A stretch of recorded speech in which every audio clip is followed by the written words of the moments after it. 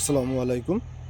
আমি আপনাদের সামনে আরও একটা ভিডিও নিয়ে আসলাম, যেটা আমার ক্ষুদ্র কৃষির একটা অংশ। এখানে কোনো বাণিজ্যিকভাবে চাষ হচ্ছে না, এটা আমার ফ্যামিলির জন্য যতটুকু প্রয়োজন সেই পরিমাণে সবজি আমি চাষ করেছি।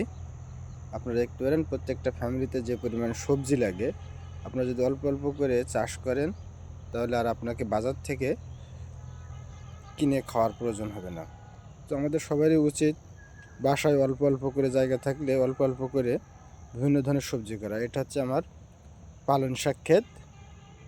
এখানে আমি অল্প জায়গায় পালং শাক লাগিয়েছি। পাশেই দেখেন লাগিয়েছি মূলা। বেশ সুন্দর হয়েছে আমার গাছগুলো। তো আশা করছি আমার আর পালং শাক প্লাস মূলা সাথে সাথে আরও অনেক সবজি আছে দেখেন, যেগুলো আর কিনে খাওয়ার প্রয়োজন হবে না। আমি এখান থেকে এটা খাবো। এটা কোনো বাণিজ্যিক চাষ না, এখান থেকে কোনো ফসল বিক্রি হবে না। তার পাশে আছে আমার দেখেন লাল শাক, খুব সুন্দর শাক হয়েছে। শাকটা আসলে খাওয়ার একেবারে উপযুক্ত। অলরেডি আমরা এখান থেকে শাক খাওয়া শুরু করেছি, খেতেও অনেক সুস্বাদু। আর এখানে যেহেতু আমার নিজের খাওয়ার জন্য এখানে রাসায়নিক সারটাও দিই না বললেই চলে। তো এখনকার সময়তে আসলে কিছু সার না দিলে রাসায়নিক ফসল ভালো হয় না, খুব অল্প পরিমাণে দিতে হয়েছে।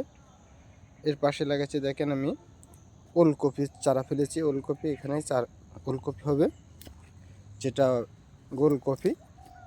দেখেন কি সুন্দর চারা হয়েছে। এই চারাগুলো তুলে আবার এখান থেকে সরিয়ে সরিয়ে পুঁতে দিতে হবে, যাতে অনেক ভালো কপি হবে। এরপরে আমি লাগিয়েছি দেখেন বিট কপি। এটা হচ্ছে বিট কপির চারা।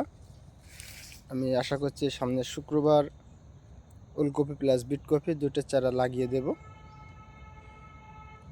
বিট কপিটা কিন্তু এখন বর্তমান সময়তে খুবই গুরুত্বপূর্ণ একটি সবজি, যা আমাদের শরীরের জন্য উপকারী।